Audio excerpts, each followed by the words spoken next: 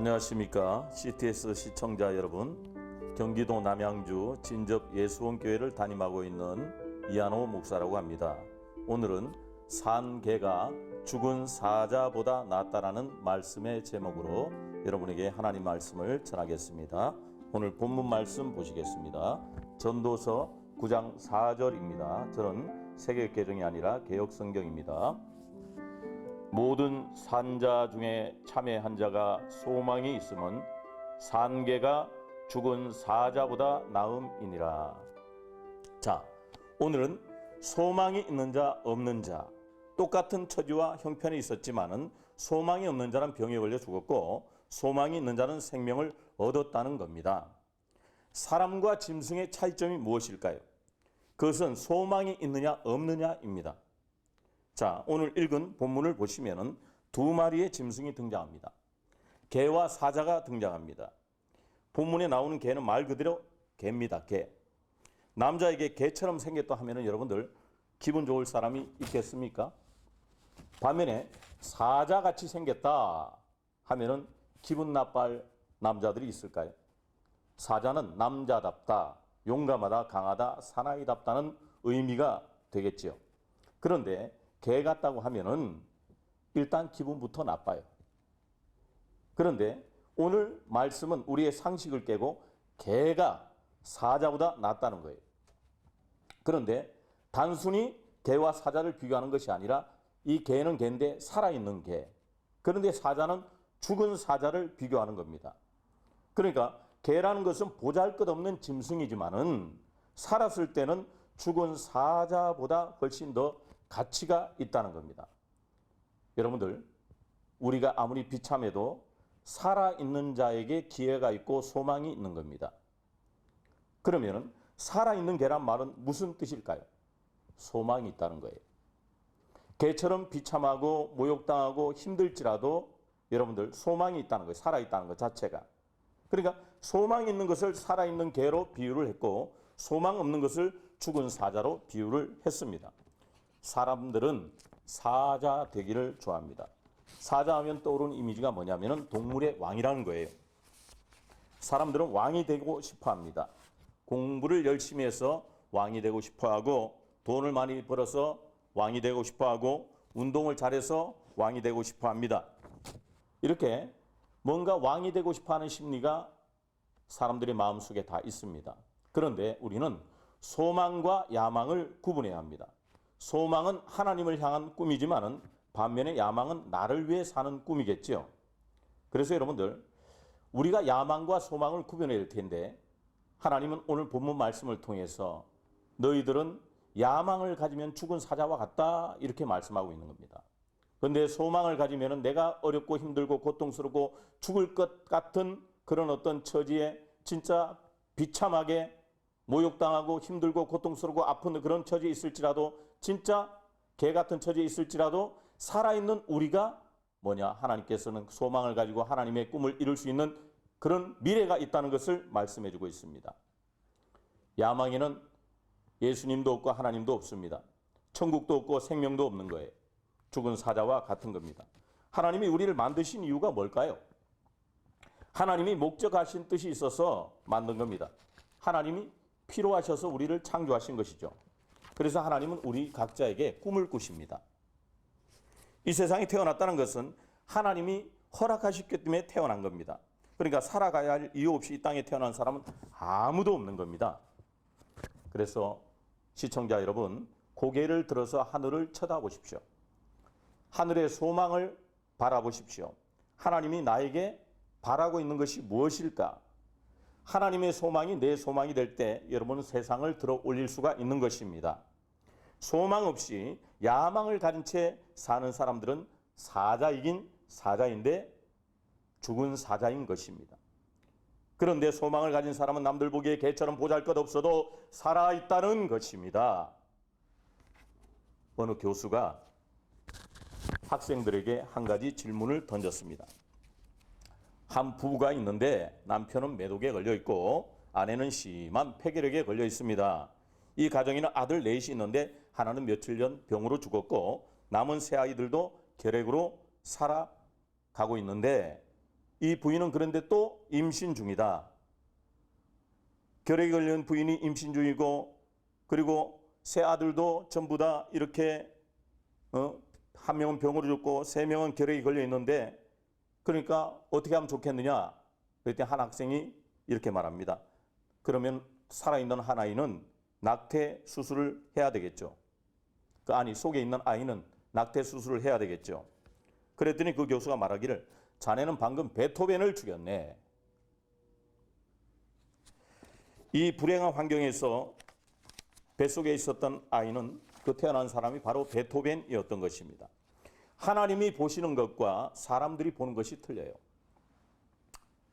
저희 한 사람도 폐결핵을 3번씩이나 걸려서 죽다가 살아났는데 그 안에 잉태한 아이가 바로 지금 있는 우리가 14년 만에 아이를 낳았는데 그 아이가 바로 저희 딸입니다. 지금 11살입니다.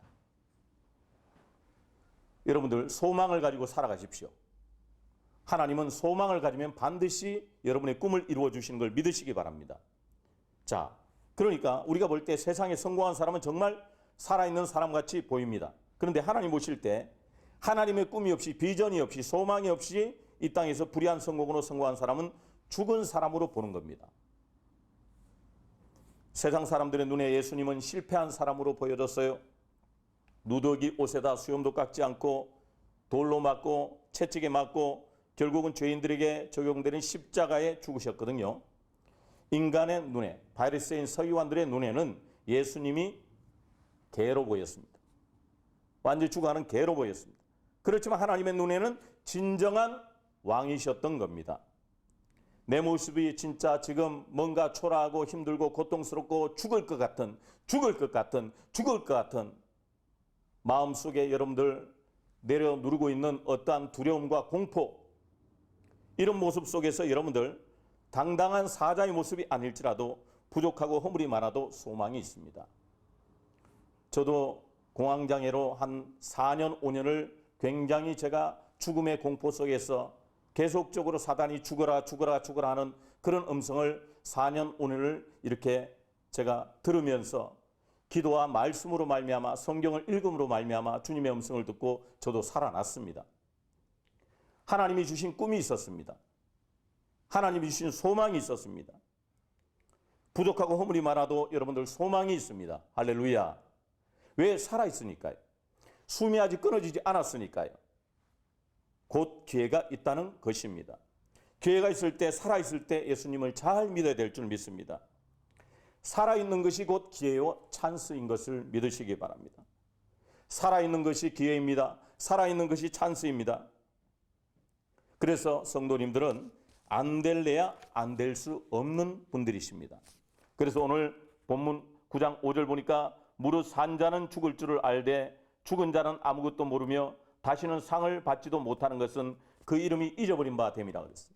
세상에서 그 이름이 잊어버렸기 때문에 결코 상을 다시는 받지 못한다는 겁니다. 여러분들, 예전에 제가 야구 드라마를 본 적이 있는데 스토브 리그라는 거기에서 두 주인공이 나와서 얘기하는 겁니다. 어머니와 딸이. 어느 날 딸이 엄마 내 봉급이 쥐꼬리 같아서 힘들지 그렇게 얘기를 하니까 엄마가 하는 말이 이렇게 얘기합니다. 너 쥐꼬리가 어떤 역할을 하는지 모르지? 쥐꼬리는 온도 감지, 환경을 감지하는 거야. 그러니까 너 쥐꼬리 같은 그 봉급 때문에 물가에 민감하고 생존 능력이 강화되는 거야. 걱정하지 마. 쥐꼬리 같은 봉급 때문에 엄마는 그 딸은 우리 생활이 어떻게 될 수 있을까 하는데 어머니는 소망을 가지고 그리고 오히려 생존 능력이 강화돼 물가에 민감하게 돼 딸에게 소망을 얘기해 주고 있는 겁니다. 여러분들 소망이 있느냐 없느냐 살아있는 소망을 가지시기를 축원합니다. 자, 여러분들 우리는 하나님에 대한 꿈을 가져야 된다고 말씀드렸습니다. 그런데 여러분들 개처럼 보잘것없더라도 개는 살아납니다. 소망 있는 자는 분명히 일어납니다. 그런데 사자는 사자인데 사자는 야망을 가진 자는 죽는다는 겁니다. 결코 하나님 품에 하나님의 역사를 이루지 못한다는 겁니다. 여러분들 산개라고 오늘 말씀드렸습니다. 오늘 본문을 보니까 5절 보니까 무릇 산자는 죽을 줄을 알되, 자 산자라고 했습니다. 앞 본문에서는 자, 산개라고 얘기했습니다. 여기 뭐냐? 산자는 죽을 줄 알되, 산자는 죽을 줄 알되. 여러분들, 우리는 하나님 안에서 죽어져야 됩니다. 엘리사가 엘리야를 따라갈 때 먼저 길갈을 지났습니다. 길갈은 할례를 얘기합니다. 그 다음에 길갈을 먼저 쭉 지나고 나서 베델을 지났습니다. 베델은 예배하는 땅을 의미합니다. 여리고는 여리고성을 의미하는데 믿음으로 말미암아 기도로 말미암아 여리고성이 무너진 믿음과 기도를 의미합니다. 그런데 엘리야를 따랐던 엘리사가 네 번째 도달한 땅이 어디냐면 요단강입니다. 자, 우리는 요단강은 우리의 자아가 죽어져야지, 우리의 십자가가 우리 안에서 십자가의 짐을 메고 가야지 그 다음에 부활해, 엘리야가 승천한 모습을 보면 부활했다는 걸 이렇게 예표로 들기도 하는데, 여러분들, 우리는 십자가로 말미암아 우리 자아가 죽어야 될 줄 믿습니다. 자아가 죽어진 자, 내 안에 내면이 죽어진 자. 그래서 오늘 산 자는 죽을 줄 안 돼요. 믿음이 있는 자는 죽을 줄 안 돼요. 소망이 있는 자는 십자가를 질 줄 안 돼요. 그런데 여러분들, 가룟 유다를 보십시오. 부자 청년을 보십시오. 나는 절대로 개가 되고 싶지 않아. 나는 절대로 왕이 되고 싶어. 예수님을 정치적으로 보고 부자 청년도 다 주고 따라오라 그랬더니 따라가지 않았습니다. 그러니까 내가 죽을 줄을 모른다 이거죠. 난 죽기는 싫다 이거죠. 내 자아가 죽고 나는 욕심으로 말하면 나는 왕이 되고 싶다 이거죠. 요단강, 자아가 죽는 요단강이 싫다 이거죠. 우리가 요단강을 건너야지 가나안 땅에 들어가는 것처럼, 요단을 건너야지 부활의 역사, 주님께서 부활의 신앙으로 말미암아 우리의 가는 곳마다 이기고 승리하는 역사, 내 자아가 죽어져야지 이기고 승리하는 역사가 일어날 줄 믿습니다. 그런데 예수님께서 요한복음 2장 4절에 보니까 예수님의 어머니가 물로 포도주를 만들어 달라고 그랬을 때 예수님께서 하신 말씀이 뭐냐면은 내 때가 되지 않았다 이렇게 얘기했습니다. 자, 주님께 내 때가 되지 않았다, 이 의미는 무슨 의미일까요? 무슨 말이냐면은 예수님께서 모두 이 잔치 자리에 있는 사람들의 그 안에 항아리에, 그 잔에 전부 다 항아리가 비어있지 않으면은 내가 일을 할 수가 없다. 주님의 그 뜻이 내포되어 있는 것입니다. 하나님은 우리가 다 빌 때까지, 내 자아가 빌 때까지 비고 죽어지면은 그때야 주님께서 기적을 베푸는 능력의 역사가 나타납니다. 그래서 우리는 꼭 여리고에서 엘리야가 승천한 땅까지 그냥 가는 것이 아니라 중간에 어떤 땅? 여러분들, 요단강을 건너야 될 줄 믿습니다. 요단강을 통과해야 될 줄 믿습니다. 그러니까 우리의 삶 속에 주님께서는 산자는 죽을 줄 알되, 산자는 죽을 줄 알되, 이 산계의 의미를 더불어서 주님은 이렇게 우리에게 말씀하고 있습니다. 자, 소망이 있다는 것은 말씀드리겠습니다만은 소망이 있다는 것은 룻과 나오미가 모압 땅에서 다시 이스라엘로 올라올 때 그들은 다시금 소망을 가지고 믿음을 가지고 하나님이 우리를 일으키실 것이다 하는 소망을 가지고 모압 땅에서 그들의 모든 마음속에 있는 자아는 이미 하나님 앞에 아들도 죽고 남편들도 죽고 한마디로 그들은 요단강을 건넜습니다. 이제는 하나님을 바라보러 이제는 올라가는 것입니다.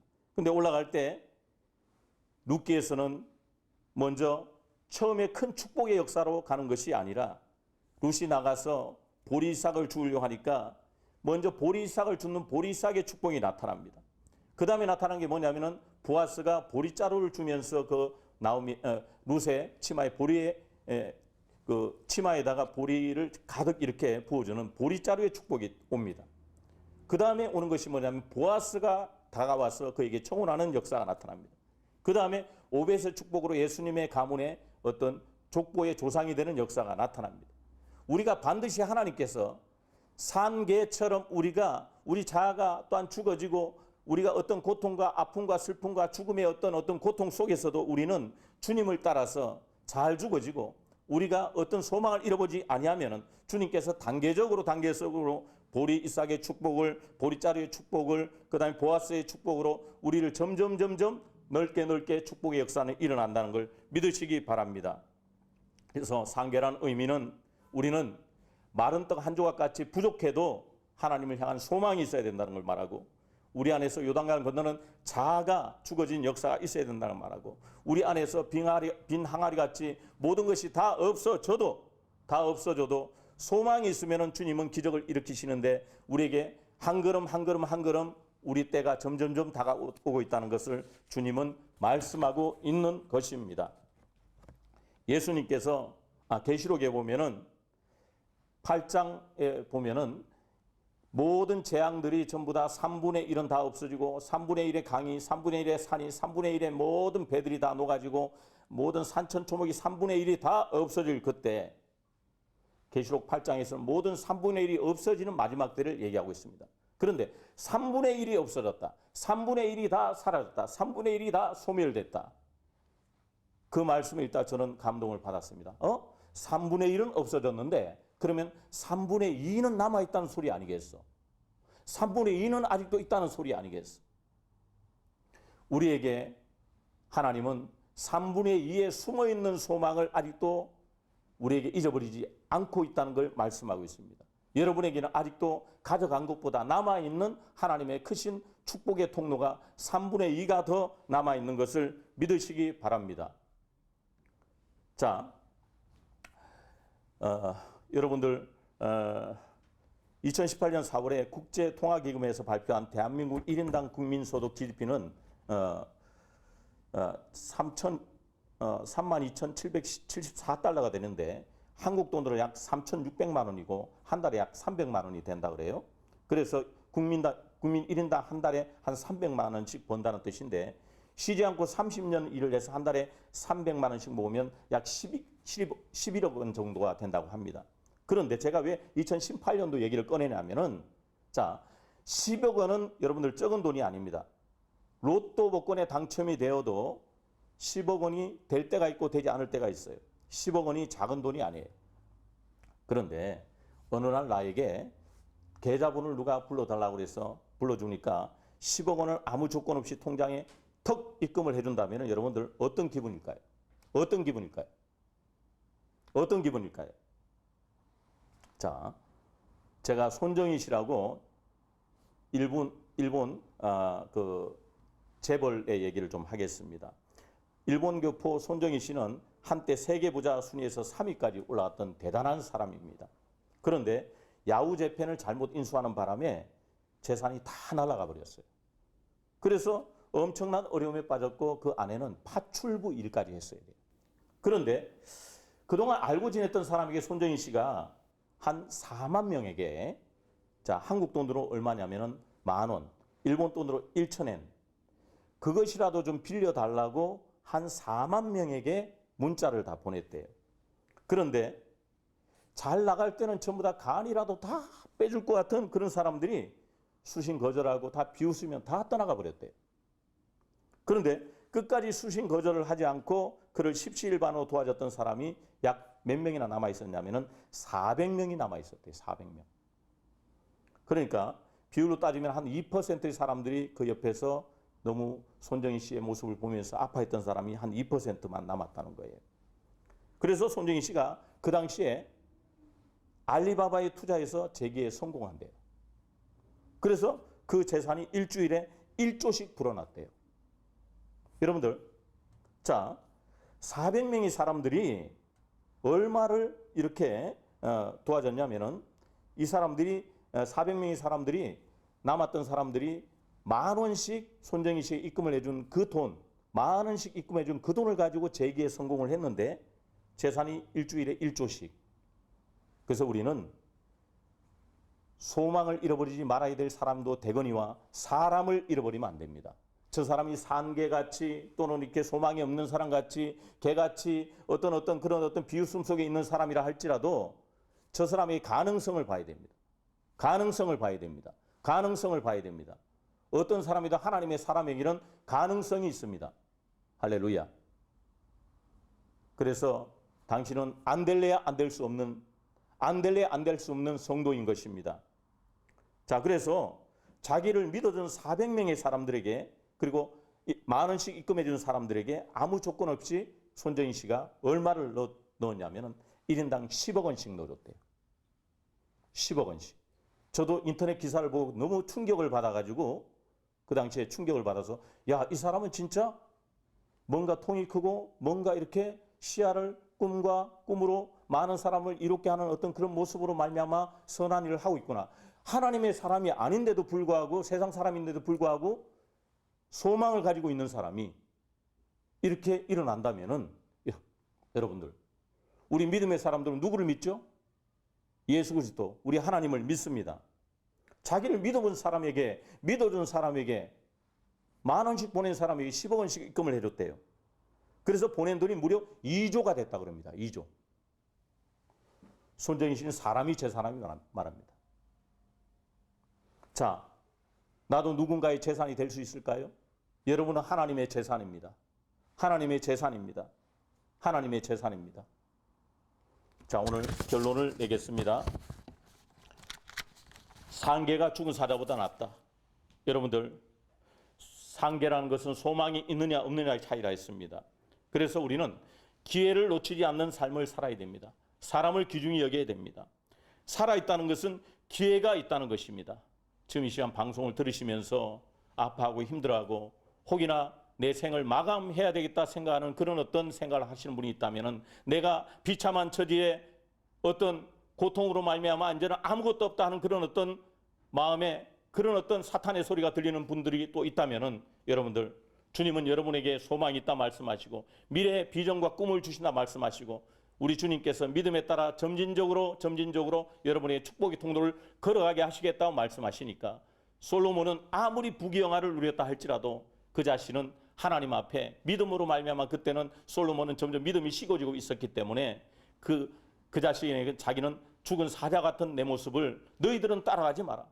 너희들은 따라가지 마라. 죽은 사자 같은 내 모습을 따라가지 말고 저 소망 있는 술람미 여인 마른 떡 한 조각이 있어도 사랑하는 그리고 믿음이 있는 저 모습을 봐라.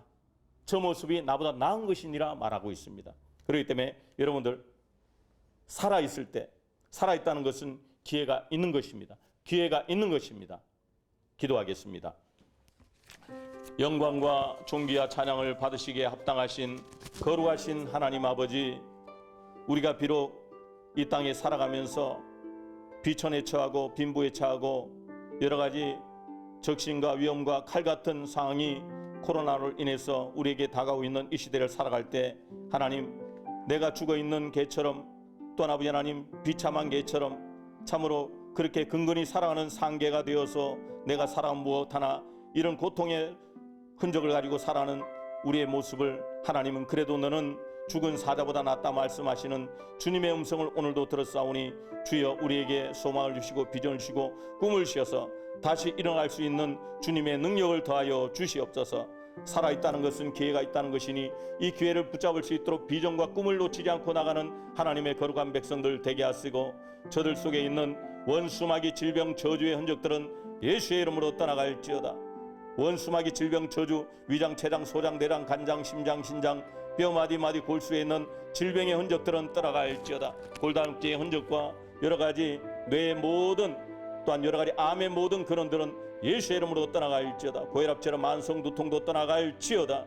하나님 아버지, 그에도 뼈 마디마디에 나타나고 있는 디스크 좌골우골 신경통의 모든 질고들도 다 제거해 주시고 정신적인 어떤 장난으로 말미암아 사탄이 음성에 들려오는 자들에게 이 시간도 예수의 이름으로 명하노니 예수의 이름으로 명하노니 하나님의 거룩한 백성 영혼육에서 떠나갈지어다.